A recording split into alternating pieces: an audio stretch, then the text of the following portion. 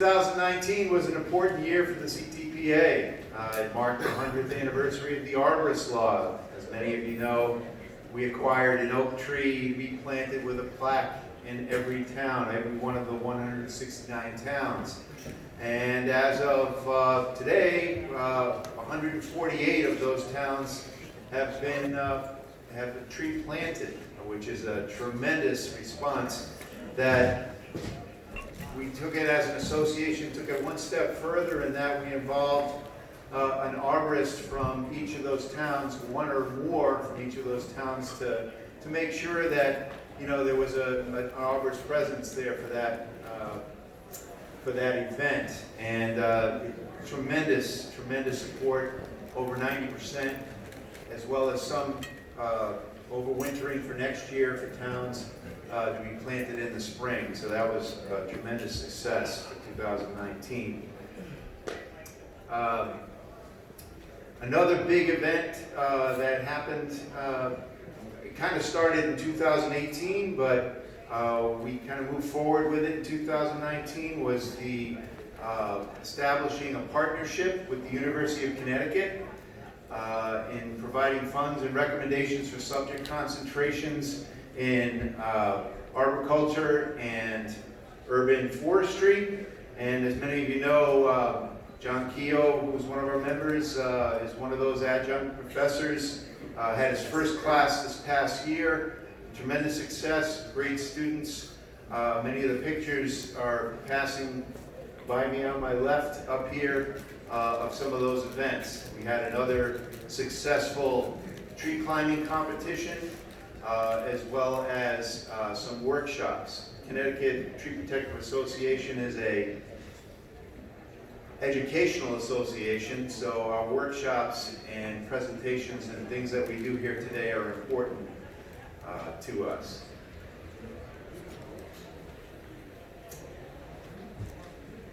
I'd like to extend my many thanks to the Board of Directors and the Executive Board, and most of all, Kathy Dvorsky, without whom a lot of what you see here today could not have been organized with all of these folks. I would also like to extend an invitation to all of you that perhaps may be interested in either a committee or serving on the board. Every once in a while we have an opening on the board as the Board of Officers move through the slate. So please come and see one of the people on the executive board or on the board of directors and get involved. There's several committees that are listed in your packet. I know Mike Olmstead, who is now chair of public relations, could use a hand with some of those things that we plan throughout the year, as well as all the other ones as well.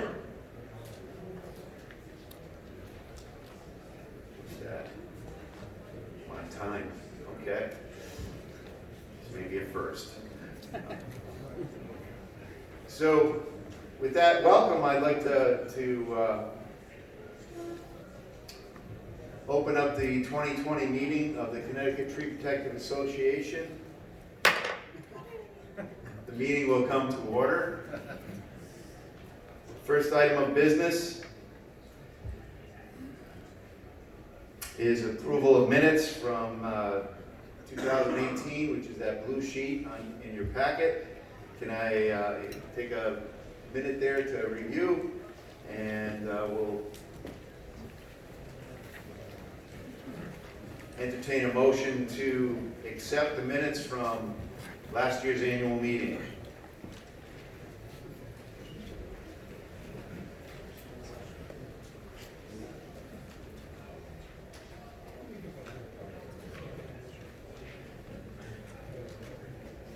Yeah, I'll make a motion to accept the minutes from last year's meeting. A motion's been made to accept the minutes from last year. Is there a second? Second. All in favor? Aye. Motion carries. Next item of business is election of officers. There is a slate of officers within your packet.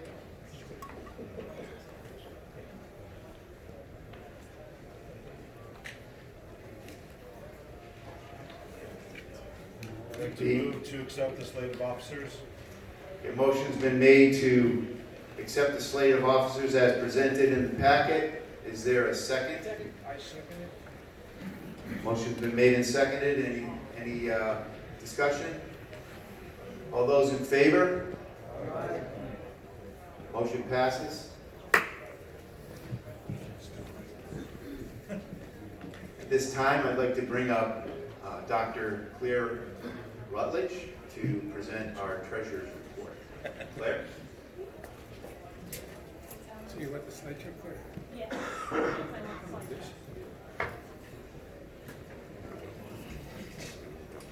Okay.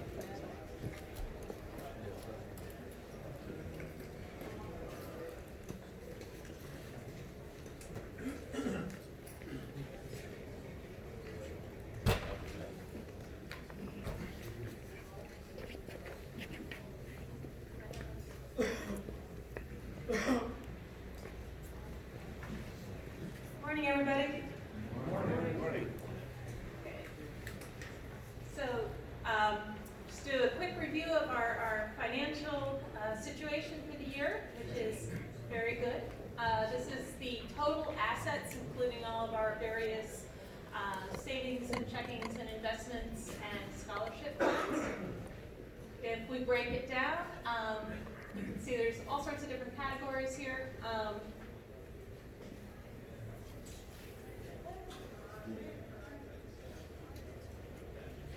Here we go, okay.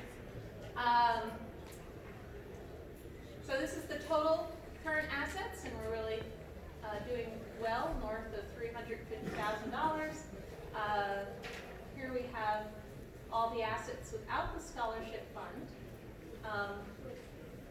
We have a lot of it is in our checking account. We also have things in our Fidelity. This is an investment account to make our money work for us. We've been in the process of moving more of the checking into the investments account. And then finally, here's our scholarship fund. And of course, the scholarship fund is what we use to do our scholarships, and it's also used to fund some research, and that is what your raffle tickets fund. Okay, so we are doing well in terms of the year and money. We made $40,000 this year, which is kind of amazing. So we have lots of money to do good things with, and we do.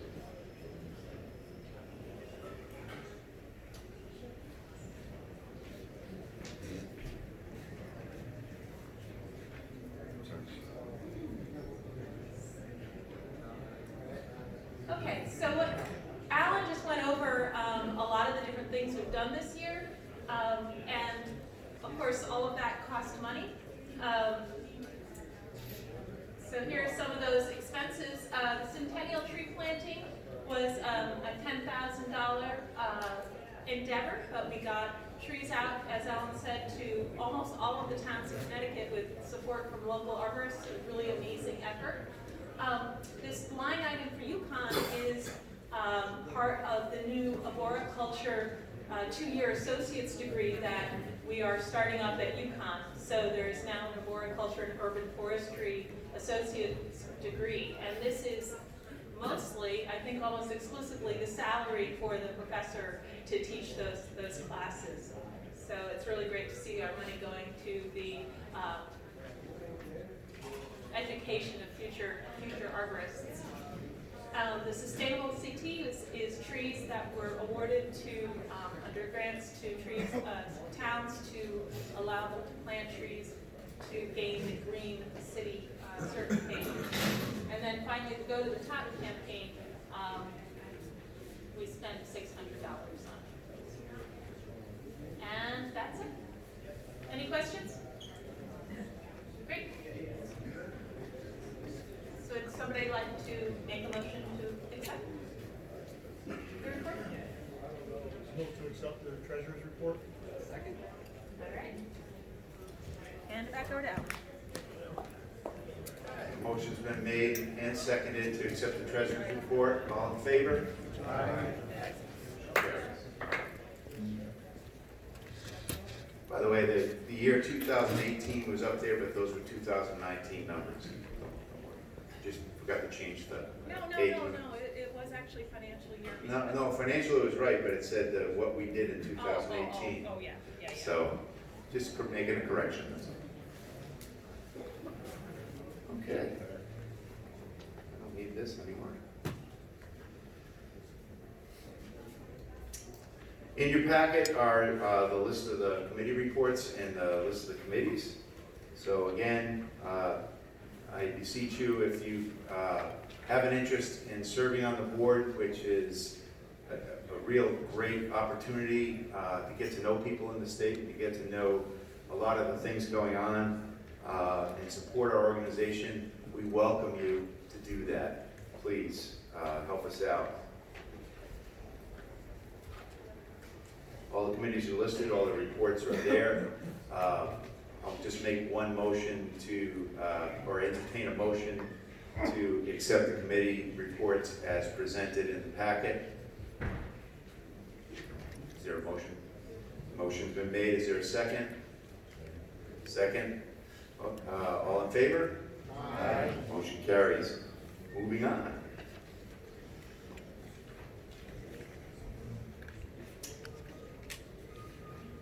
Okay, at this time, I guess we'd like to open the floor to membership discussion. If you're a Ctpa member and you have an item of concern or information, please let it be known here. Anybody, any questions? We'll make sure we go around with a microphone. Greg? You have a... I just wanted to talk about this preemption concern. Okay, Chris got a microphone for you.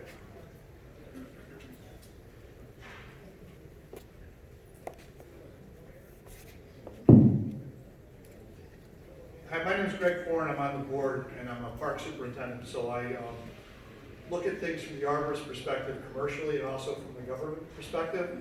And I may be a little bit ahead of the curve on this, and I might be wrong, but I just heard yesterday that there's something called preemption, and that's where the state is the one who makes all the laws regarding pesticides. And preemption means the state has that authority and towns do not. And each year there's a movement in the legislature to let towns have that authority. And typically I've heard, CCM, the Connecticut Conference of Municipalities, which represents town managers and first selectmen, typically that association has been against having the towns make their own laws. And what I've been told is there's some talk about maybe that entity looking at it differently. That would affect commercial arborists in a really harmful way, because if you're out taking care of trees, each town could have its own law. So as I said, I may be premature in bringing this up, but I wanted to bring it before the membership because we're all together today. It's something that every arborist and every business owner should be watching, because it could be, not only would you have to find out what's allowed in a particular town, but conceivably they could also decide that certain pesticides wouldn't be allowed at all. In other words, the label wouldn't be allowed, and they could bring up their own restrictions.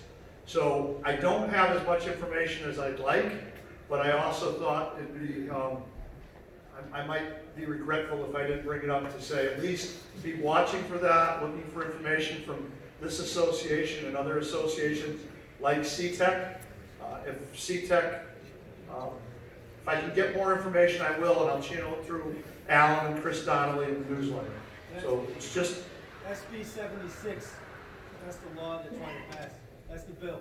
SB 76 is the number of the bill, so there is a bill that's out there that you can look up. So thank you for that.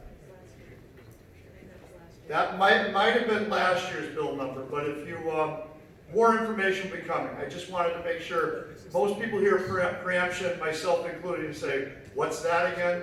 But preemption the way it is right now, in my mind at least, is favorable to our industry.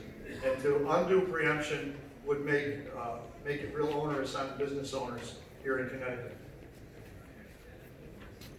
Thanks, Greg. One thing I'd like to ask Chris Donnelly to come up here and As all of you know, we have a great educational program in Arbor 101 where we educate those interested in obtaining the arborist license. And I'll let Chris, without any further ado, Chris Donald. Hi, good morning, everyone. How are we doing? Yay. Many of you, I think probably all of you, are aware to some extent of the Arboriculture 101 course that Ctpa has been giving for the past 22 years. Rough estimate is somewhere around 1,700 or more students have passed through that course in the 22 years it's been in existence. It's proven itself to be a very valuable aspect of what the Connecticut Tree Protective Association has to offer. I've been involved with Arboriculture 101 effectively since the beginning. So, back in 1996, 1997 when it began. We would like to see the course continue on well past my time, which means it's time for us to really start thinking about where we want Arboriculture 101 to go next. And part of that is going to require that we start thinking in terms of someone to administer the course. I'm happy to stay on as administrator kind of in the near term, but there's got to be a transition at some point. So we might as well start talking about it now. The reason I'm up here at this moment is to just open the subject and ask if there are people who might be interested or know people who might be interested. This is not,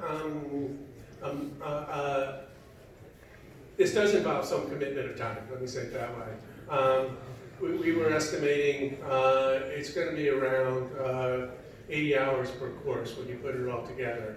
And the course is given twice a year, so it's like a semi-part-time job. And the board has also discussed remuneration for whoever eventually starts, administering the program. Again, it's not imminent. I haven't given a date certain to the board saying I'm stepping down, but at some point I will. And so let's be planning for the future. Thank you.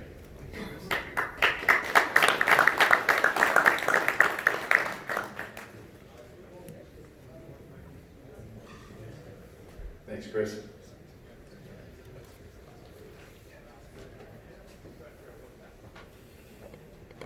Okay, still on time. Okay.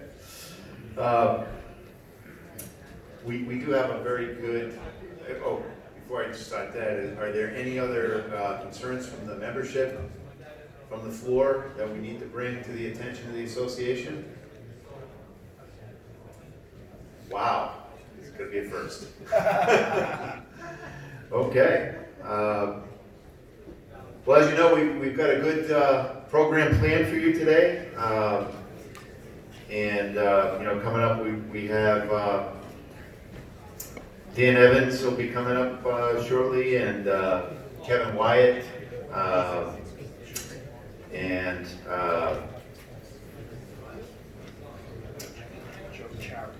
there'll also be another opportunity a little later on. Diane Jorzy from the DEP will be speaking, where we can maybe entertain a few questions at that time. If there is no further business that needs to come before the business meeting, I'd entertain a motion to adjourn the meeting and continue with the conference. Is there a motion? Okay, motion's been made. Is there a second? Motion's been made and seconded. All in favor? Aye. Okay, well, wait, 9 o'clock, our first presentation will be here. Till that time, there's plenty of coffee and stuff in the other room, as well as make sure that we visit our Allied members out there. We have a full room in the other room there. We sold out in terms of space, and those folks support us, so please support them. Thank you, ladies and gentlemen. Meeting's adjourned.